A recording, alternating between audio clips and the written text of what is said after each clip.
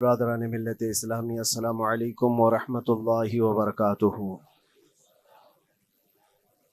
الحمد للہ وکفا وسلام علی حبیبہ المصطفیٰ، اما بعد فاعوذ باللہ من الشیطان الرجیم، بسم اللہ الرحمن الرحیم۔ ان ینصرکم اللہ فلا غالب لکم وان یخذلکم فمن ذا الذی ینصرکم من بعدہ وعلی اللہ فلیتوکل المؤمنون۔ صدق اللہ مولانا العظیم۔ بارگاہ رسالت معاب صلی اللہ علیہ وسلم میں درود پاک کا ہدیہ پیش کریں۔ اللہم صلی علی سیدنا و مولانا محمد معدن الجود والکرم وآلہ واصحابہ الکرام وابنہ الکریم وبارک وسلم صلاة دائمتا سرمدا ابدا۔ اللہ عز و جل قرآن عظیم میں فرماتا ہے، اگر اللہ تمہاری مدد کرے تو کوئی دوسرا غالب آ ہی نہیں سکتا۔ ان ینصرکم اللہ فلا غالب لکم، تم پر کوئی غلبہ حاصل نہیں کر سکتا اگر اللہ تمہاری مدد کرے۔ وَإِن يَخْذُلْكُمْ فَمَنْ ذَا الَّذِي يَنْصُرُكُمْ مِنْ بَعْدِهِ، اور آگے اللہ فرماتا ہے، اور اگر اللہ تمہیں چھوڑ دے یا گرا دے تو کون ہے اس کے بعد جو تمہاری مدد کرے؟ کوئی ہے جو اللہ کے علاوہ تمہاری مدد کر سکتا ہے؟ جب نہیں ہے تو پھر آگے ہونا کیا چاہیے؟ وَعَلَى اللَّهِ فَلْيَتَوَكَّلِ الْمُؤْمِنُونَ، تو مومنوں کو چاہیے کہ وہ صرف اللہ پر بھروسہ کر کے رہیں۔ فتح، نصرت، مدد، یہ سب جو چیزیں ہیں بہت سارے لوگوں کے ذہن و دماغ میں ایسے ہے کہ فوراً آ جانا چاہیے۔ کوئی بھی فتح ہو، کوئی بھی مدد ہو، بغیر تمہارے اسٹرگل کیے ہوئے، بغیر مصیبت اٹھائے ہوئے نہیں ملے گی۔ اگر فتح و نصرت یوں ہی آپ کو روزانہ ملنے لگ جائے تو کیا رسول پاک صلی اللہ تعالیٰ علیہ وسلم مدینہ طیبہ میں بیٹھ کر دعا کرتے تو ساری چیزیں فتح یاب نہیں ہو جاتی؟ آپ صلی اللہ تعالیٰ علیہ وسلم کو بدر میں جانے کی ضرورت کیا پیش آتی؟ احد میں اپنے 70 جوان صحابہ کی شہادت پیش کرنے کی ضرورت کیا پیش آتی؟ اور اسی طرح سے خیبر ہو کہ حنین ہو کہ طائف ہو، کتنی جنگیں ہیں جس میں اپنی جان کی بازی لگائی صحابہ نے۔ سب سے بڑا معرکہ تو کربلا کا دیکھیں آپ، جہاں پورا کا پورا خاندان شہید ہو گیا ہے۔ تو فتح و نصرت بغیر قربانی کے اور بغیر تکلیف کے ایسی ہی آ جائے؟ آج کے زمانے میں ہم سوچ کر کے بیٹھے، ایسا نہیں ہوتا۔ اسلام زندہ ہوتا ہے ہر کربلا کے باہر، اور اللہ کی مدد آتی ہے، یہ بھی نہیں ہے کہ نہیں آئے گی۔ کچھ لوگ مایوس ہوتے ہیں، کچھ لوگ نروس ہو جاتے ہیں اور بھاگنے پر مجبور ہوتے ہیں۔ یہ امتحانات کی گھڑی ہوتی ہے۔ ایک حدیث پاک میں آپ کو بتاتا ہوں، اللہ کے نبی صلی اللہ تعالیٰ علیہ وسلم ارشاد فرماتے ہیں کہ آخر زمانے میں ایک ایسی عظیم جنگ ہوگی ایمان والوں کی اور رومیوں کے درمیان۔ کفار و مشرکین ہیں اور مسلمین ہیں۔ اس کو ملحمۃ الکبریٰ کہا گیا ہے، قیامت سے قریب ہونے والی یہ سب سے بڑی جنگ ہے۔ اسی سے آپ اندازہ لگائیں، اللہ کے حبیب صلی اللہ علیہ وسلم ارشاد فرماتے ہیں کہ اس میں کفار و مشرکین 80 جھنڈوں کے نیچے آئیں گے، اور ہر جھنڈے کے نیچے 12,000 کی فوج ہوگی، جو تقریباً حساب کرنے پر 9,60,000 کی فوج بن جاتی ہے۔ اگر وہ مومنین سے مقابلہ کرنے کے لیے اتنی بڑی فوج ایک جگہ جمع ہوتی ہے تو پھر اس جنگ کا اندازہ کریں کتنی بڑی۔ اس کو الملحمۃ الکبریٰ کہا گیا ہے اس لیے کہ اس میں گوشت کے چھیتڑے اڑیں گے۔ ملحمہ جو کہا گیا ہے عربی میں کہ گوشت کے ٹکڑے ٹکڑے دیکھے جائیں گے، اس قدر اس میں جانیں جائیں گی۔ اس جنگ کے متعلق جو اللہ کے حبیب صلی اللہ علیہ وسلم نے پیشین گوئی کی ہے، جو پہلے سے خبر دی ہے، وہ کیا ہے؟ فرمایا کہ پہلا دن جب ہوگا مقابلہ کا تو اس میں مسلمانوں کی جماعت میں تعداد کتنی ہوگی یہ تو نہیں بتایا گیا۔ کفار و مشرکین کے تو پتہ ہے کہ 80 جھنڈوں کے نیچے آئیں گے، لیکن مسلمان اور مومنین جو لڑ رہے ہیں ان کی تعداد کا کوئی علم نہیں ہے ہمیں، لیکن یہ پتہ ہے کہ ان میں سے 1/3، ایک پوری جماعت کا 1/3 حصہ میدان چھوڑ کر بھاگ جائے گا۔ جنگ میں سے وہ میدان چھوڑ کر بھاگ جائیں گے جب اتنی شدت کی چیز ہو رہی ہو، مصیبت آ گئی ہے، تکلیف آ گئی ہے۔ ایک تہائی میدان چھوڑ کر بھاگ جائیں گے. اور ان پر کیا فرمایا حضور پاک صلی اللہ علیہ وسلم فرماتے ہیں وہ دنیا کے روئے زمین کے بدترین لوگ ہوں گے, ان کی توبہ بھی قبول نہیں ہوگی. وہ سب سے بدترین لوگ ہوں گے, پیٹھ دکھا کر جو نکل چکے. دوسرا مرحلہ آئے گا, دوسرا پڑاؤ. یہ ایک بہت سخت سٹرگل کرنے والا میدان ہے, مصیبت اٹھا رہے ہیں, مشقت اٹھا رہے ہیں. دوسرا دن ایسا ہوگا کہ مومنین کی جماعت کا 1/3 ایک تہائی حصہ شہید ہو جائے, قتل ہو جائیں گے. سوچو یہ بہت بڑی بات ہے. یہ دونوں چیزوں پر میں آج آپ سے گفتگو کرنا چاہتا ہوں. ایک تہائی حصہ میدان چھوڑ کر بھاگ جا رہا ہے اور ایک تہائی حصہ قتل ہو گیا, شہید ہو گئے. بچے کتنے ہیں؟ 1/3. لاسٹ میں ایک تہائی حصہ بچا ہے. یعنی ایک میں اگر 3 پارٹ کریں تو 2 پارٹ تو ختم ہو گئے, ایک پارٹ بچا ہے. اور اللہ کے نبی صلی اللہ علیہ وسلم فرماتے ہیں اللہ رب العزت اس آخری تہائی حصے کو فتح مبین عطا فرمائے گا. فتح تو ہے ان کی, فتح ہوگی ان کی, لیکن جو حصہ بچا ہوگا وہ اخیر کا 1/3 حصہ ہوگا. اب اس پر مجھے عرض یہ کرنا ہے, مومنوں کو اگر فتح دیکھنا ہے, اللہ کی نصرت اور مدد دیکھنی ہے, تو یہ 2 چیزیں تو برداشت کرنی پڑیں گی. کون سی؟ پہلی چیز اپنوں کا چھوڑ کر بھاگ جانا, اور دوسرا اپنوں کا اپنے سامنے مر جانا. یہ دونوں چیزیں ہمیں دیکھنا پڑے گا. بہت سارے ایسے ہوں گے جو چھوڑ کر جا چکے ہوں گے, دامن چھڑا رہے ہوں گے, بھاگ چکے ہوں گے, اور کچھ وہ ہوں گے جو لڑتے لڑتے اپنی جان دے چکے ہوں گے. یہ دونوں بھی بہت سخت مسئلے ہیں میرے عزیزوں. انسان کو یہ پگھلا دیتی ہیں چیزیں. اگر آپ کو ایسا لگے کہ میرے اپنے جاننے والے لوگوں میں سے کچھ لوگ مجھے چھوڑ کر بھاگ جا رہے ہیں, تو یہی انسان ٹوٹ جاتا ہے. اس کے دل کی کیفیت بدلنے لگ جاتی ہے. وہ پھر مایوسی کا شکار ہونے لگتا ہے. میری جماعت میں 100 لوگ تھے, 90 تو بھاگ رہے ہیں, 10 کیا کریں گے؟ اس کا اندر سے جو عزم تھا, حوصلہ تھا, وہ ڈاواں ڈول ہونے لگ جاتا ہے. اپنوں کا چھوڑنا یہ بہت بڑی آزمائش ہوتی ہے. وہ کسی بھی میدان میں آپ دیکھ لیں, کسی بھی میدان میں اپنے لوگ اگر چھوڑ دیتے ہیں تو یہ اس کے لیے آزمائش ہے بہت بڑی. اور دوسری آزمائش تو یہ ہے, بچے آدھے تھے, اس میں سے تو آدھے انتقال کر گئے. کبھی میرا عزیز دوست, کبھی میرا عزیز مشورہ دینے والا مشیر, کبھی بہت زیادہ مجھے سپورٹ کرنے والا, ایسے لوگ جب انتقال کرنے لگ جائیں تب پھر آدمی پھر ٹوٹ جاتا ہے. کچھ تو بھاگ گئے اور کچھ تو قتل ہو گئے. میں کیا کروں گا میرے عزیزوں؟ جو اخیر میں بچنے والے لوگ جو ہوتے ہیں نا, وہ معمولی نہیں ہیں. وہ اللہ کی ذات پر سب سے زیادہ توکل کرنے والے لوگ ہیں. ان کو کوئی چیز ہٹا نہیں سکتی. اپنوں کی بے وفائی بھی ان کے قدموں میں لرزہ نہیں لاتی, اور اپنوں کا انتقال ہو جانا بھی ان کے حوصلوں کو نہیں توڑتا. تبھی جا کر کے اللہ تعالیٰ انہیں فتح مبین عطا فرماتا ہے. اور یہ چیز ملحمت الکبریٰ میں دیکھی جانے والی تھی, دیکھی جانے والی تھی, جو قیامت کے قریب ہونے والی جنگ ہے. لیکن میرے عزیزوں, آج ہم نے اپنی آنکھوں سے یہ مشاہدہ کیا ہے غزہ کی سرزمین پر, فلسطین میں 15 مہینے کے بعد آج صہیونی حکومتیں اور یہودی غاصب حکومتیں صلح کرنے پر اور ایگریمنٹ کرنے پر مجبور ہو گئی. دنیا ان کے منہ پر تھوک رہی ہے. تم 50,000 سے زیادہ لوگوں کو قتل کر کے صرف 200 لوگوں کو چھڑانے کے لیے آج بھی فتح کا جشن منا نہیں پا رہے ہو, بلکہ پھر جھک کر کے ان کے ساتھ معاہدہ ایگریمنٹ کرنے پر مجبور ہو.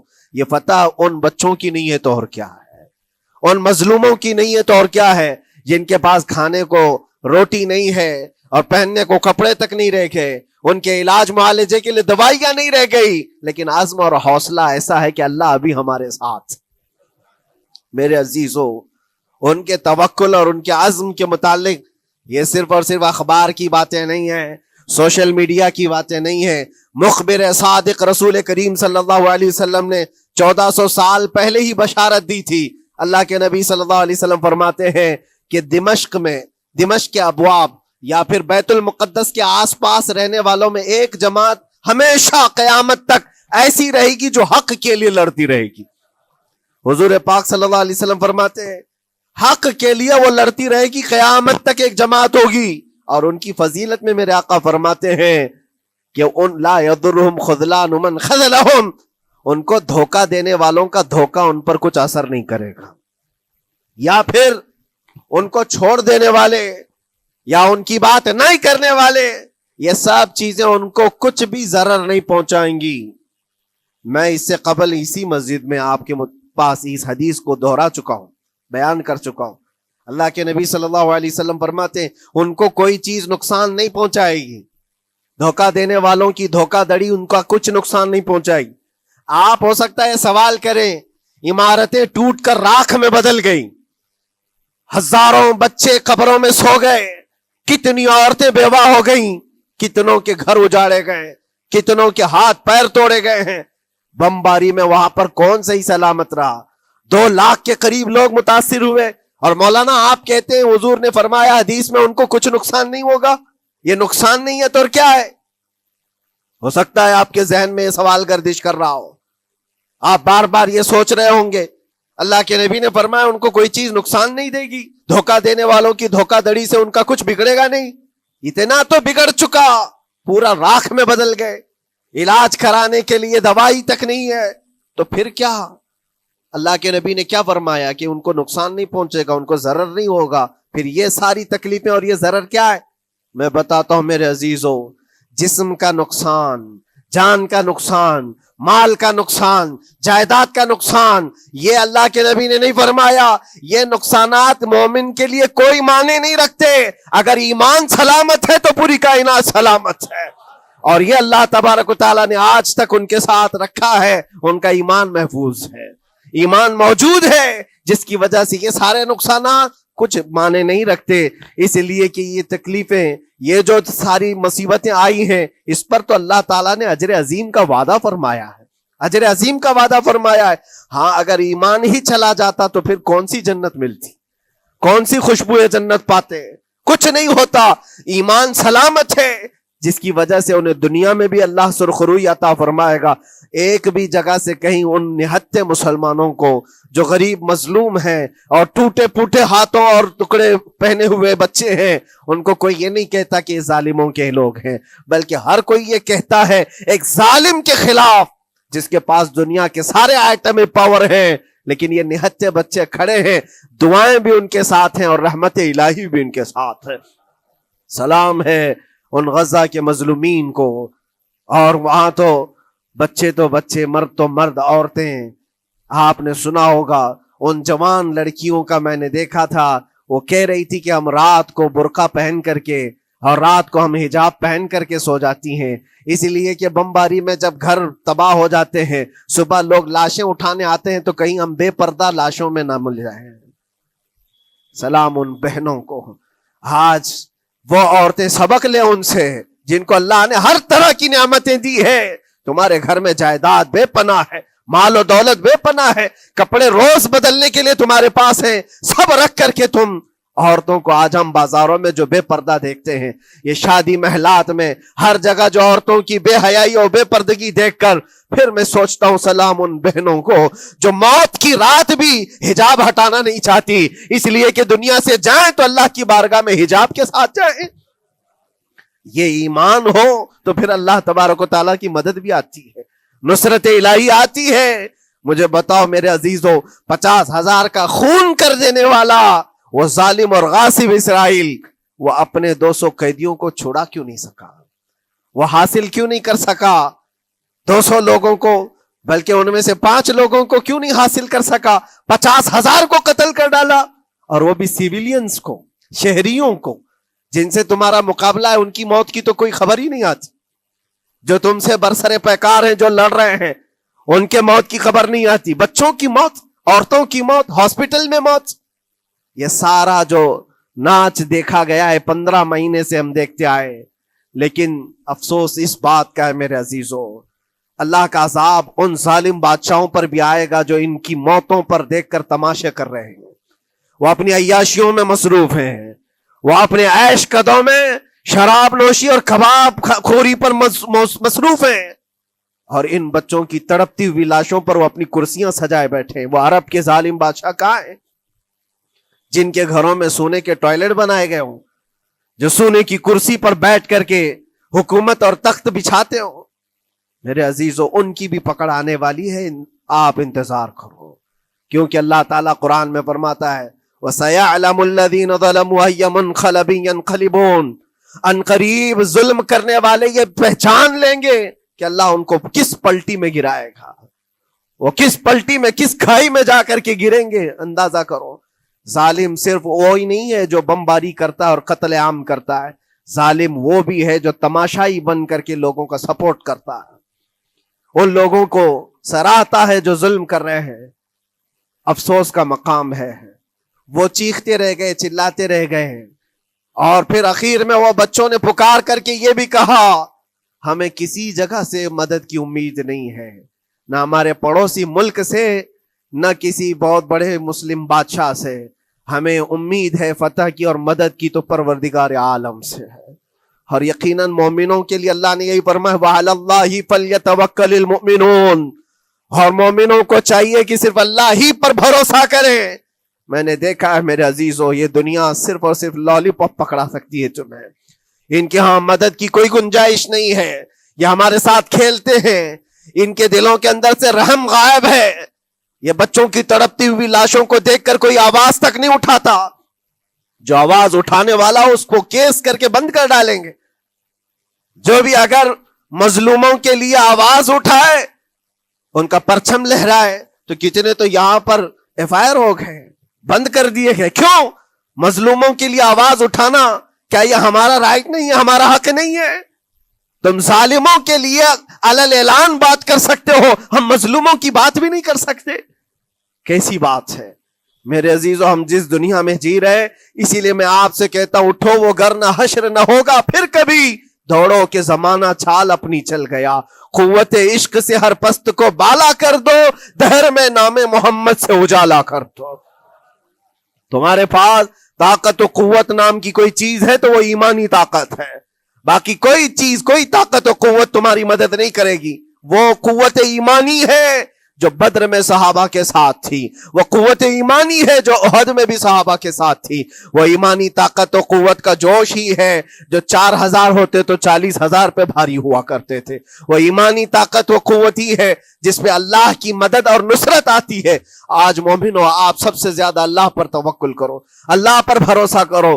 میں نے دیکھا ہے میرے اپنے معاملات میں 8 مہینے تک میں اسٹرگل کرتا رہا، پل پل دیکھتا رہا، اور ایسی زمین پر مجھے لٹایا جاتا جہاں فرشی بھی نہیں ہے، پتھروں کی زمین پر لیٹ لیٹ کر کے ہماری کمر ٹوٹنے پر آتی۔ اس وقت لوگ یہ کہتے فلاں کی طرف سے مدد آ جائے گی، فلاں کی طرف سے مدد آ جائے گی، ہم نے یہ لائن بھی لگا دی ہے، یہ سورس بھی لگا دیا ہے، ہر طرف دیکھتا رہا، اخیر میں پھر یقین ہوا مدد کہیں سے نہیں، میرے پروردگار سے ہی آئے گی۔ اللہ ہی مدد کرتا ہے مومنوں کی، بس یہ ہے کہ صبر ضروری ہے اور تھوڑی مصیبت اٹھانا ضروری ہے، اس لیے کہ مزاج ہے اسلام کا، اسلام زندہ ہوتا ہے ہر کربلا کے بعد۔ اپنی قربانیاں دو اور قربانیاں ضائع نہیں ہوتی، رنگ لائیں گی، ہماری شہادتیں رنگ لائیں گی، ان بچوں کی شہادتیں رائے گاہ نہیں جائیں گی جو 40,000 کے قریب شہید ہو چکے ہیں، وہ رنگ لائے گی۔ فتح بیت المقدس کے لیے ان کی قربانیاں، ان کی شہادتیں ایک عظیم باب بن کر کے نکلیں گی، ایک عظیم دروازہ بن کر کے نکلیں گی۔ آپ انتظار کرنا، وہ دن قریب آ رہا ہے جس کے متعلق میرے مصطفیٰ نے بشارتیں دی ہیں۔ ایک وقت وہ آئے گا جب امام مہدی کا ظہور ہوگا اور صرف پرچم اسلام لہرائے گا، وہ دن آئے گا، یہ قربانیاں ضائع نہیں جائیں گی میرے عزیزوں۔ اور اللہ کریم نے قرآن میں فرمایا، آپ لوگ ڈرتے ہوں گے مولانا پھر سے یہ ساری چیزیں بول رہے ہیں، ان کو برا لگے گا، ان کو برا لگے گا، بہتوں کو برا لگے گا، یہ میری بات نہیں، قرآن کہتا ہے وَلَوْ كَرِهَ الْكَافِرُونَ وَلَوْ كَرِهَ الْمُشْرِكُونَ۔ اللہ قرآن میں فرماتا ہے یریدون لیطفئوا نور اللہ بافواہہم، لوگ تو چاہتے ہیں اللہ کے چراغ کو اپنے منہ کے پھونکوں سے بجھا دیں، اللہ کے چراغ کو اپنے منہ کے پھونکوں سے بجھا دیں۔ اللہ کا چراغ اسلام ہے، اللہ کا چراغ یہ قرآن ہے، اللہ کا چراغ رسول پاک کی ذات ہے، اور ظالم یہ چاہتے ہیں اپنے منہ کے پھونکوں سے اس چراغ کو بجھا دیں اور قرآن کہتے ہیں واللہ متم نورہ، اللہ تعالیٰ اپنے نور کو، اپنے چراغ کو مکمل کر کے رہے گا اور پوری دنیا میں غالب آ کر رہے گا۔ آخر میں یہ جملہ اللہ نے فرمایا اگرچہ کافروں یہ بات ناپسند کرتے ہوں، اگرچہ مشرک یہ بات ناپسند کرتے ہوں، میں نہیں کہہ رہا، اللہ کہہ رہا ہے یہ بات تو بری لگے گی ہی۔ ایسا کیوں بولتے ہیں؟ اس لیے کہ یہ ہونے والا ہے جو قرآن نے کہا۔ یاد رکھو زمین اوپر جا سکتی ہے، آسمان نیچے آ سکتا ہے، لیکن میرے رب کا فرمان کبھی ٹل نہیں سکتا۔ جو قرآن نے کہا ہے وہ ہو کر رہے گا، اور اسی پر ایمان ہم سب مومنوں کی شان ہے، ہم سب مومنوں کی شان ہے۔ بس آپ کے لیے ذمہ داری یہ ہے، آؤ ان برائیوں کی وادیوں سے جس میں پڑے ہوئے ہو، نوجوانوں سے میں گزارش کرتا ہوں تمہاری نمازوں کا حساب کر لو، تمہارے اپنے اعمال کا حساب کر لو۔ اللہ کی مدد کو پکارتے ہو تو یقیناً اپنے چہرے صاف تو کر لو، اپنے دلوں کو پاک تو کر لو، اپنے اعمال، اپنی پیشانیوں کو مسجدوں کے سجدوں سے سجا تو لو۔ پھر مانگنے میں تمہیں ایک مزہ بھی آئے، ایک لطف بھی آئے، رحمان کی بارگاہ میں ہاتھ اٹھائیں تو آپ کو لطف بھی آئے، اپنے لیے بھی اور مظلومین کے لیے بھی مانگنے میں مزہ تو آئے۔ لیکن جب آج ہاتھ اٹھاتے ہیں تو پھر یہ دل میں بات آتی ہے فجر تو قضا کر کے سویا تھا، عشاء تو پڑھا نہیں تھا، اور میرے حالات یہ ہیں، حرام کھایا ہوا ہے، کسی کا مال غصب کیا ہوا ہے۔ ان تمام معاملات کو لے کر کس طرح سے ہاتھ اٹھاؤ گے اللہ کی بارگاہ میں؟ پہلے اپنے آپ کو پاک کر لو میرے عزیزو۔ جب صاف ستھرے ہو جاؤ تو پھر اللہ کی مدد بھی آئے گی۔ اس لیے کہ دنیا میں ہم نے دیکھا ہے صاف پیالہ لے کر کے آؤ گے تو دودھ بھی ڈالا جا سکتا ہے اور مٹھائی بھی دی جا سکتی ہے، لیکن پیالے میں ہی کیچڑ بھر کر کے لاؤ تو دودھ دینے والا کیا اس میں دودھ ڈالے اور مٹھائی دینے والا کیا اس میں مٹھائی ڈالے۔ یہ تو دنیا والوں کا دستور ہے، بلا تشبیہ و بلا تمثیل۔ اپنے پاک دلوں کو لے کر اللہ کی بارگاہ میں جاؤ تو فوراً تمہارے لیے مدد بھی آ جائے، فوراً مدد بھی آ جائے۔ اللہ کریم ان غزہ کے نہتے اور مظلوم مسلمانوں کی فتح کو سدا قائم و دائم رکھے، اور ان کے ٹوٹے پھوٹے بکھرے گھروں کو اللہ تعالیٰ پھر سے آبادی عطا فرمائے، ان کے کمزوروں کو مولا طاقت و قوت عطا فرمائے، ان کے شہیدوں کو مولا اجر عظیم نصیب فرمائے، ان کی بیواؤں کو مولا صبر جمیل عطا فرمائے، ان کے یتیموں کو مولا طاقت و قوت عطا کرے، ان کی مسجدوں کی آواز اور ان کی گونج کو مولا پھر سے بلندی عطا فرمائے، اور ان کے صبر اور ان کے استقامت اور ان کے حوصلے کو مولا پورے دنیا کے مومنین کے دلوں میں قائم عطا فرمائے۔ ان کے ہر طرح کے حوصلے، ان کے صبر اور ان کے مجاہدانہ استقلال کو مولا ہم سب کے لیے ذریعے نجات عطا فرمائے۔ ہماری نسلوں کے لیے اللہ تعالیٰ ایک سبق آموز حکایت عطا فرمائے۔ مولا کریم تیرے دربار میں دعا ہے ہم سب کو بزدلوں کی جماعت سے نجات عطا فرما۔ مولا ہم کو منافقین اور مشرکین اور کافرین کے وسوسوں اور ان کے تمام فتن و شرور سے محفوظ فرما دے۔ ہم سب کو ظالموں کے ظلم سے بچا، فتینوں کے فتنے سے بچا، شرین کے شر سے بچا، حاسدین کے حسد سے بچا، جلنے والوں کی جلن سے محفوظ فرما۔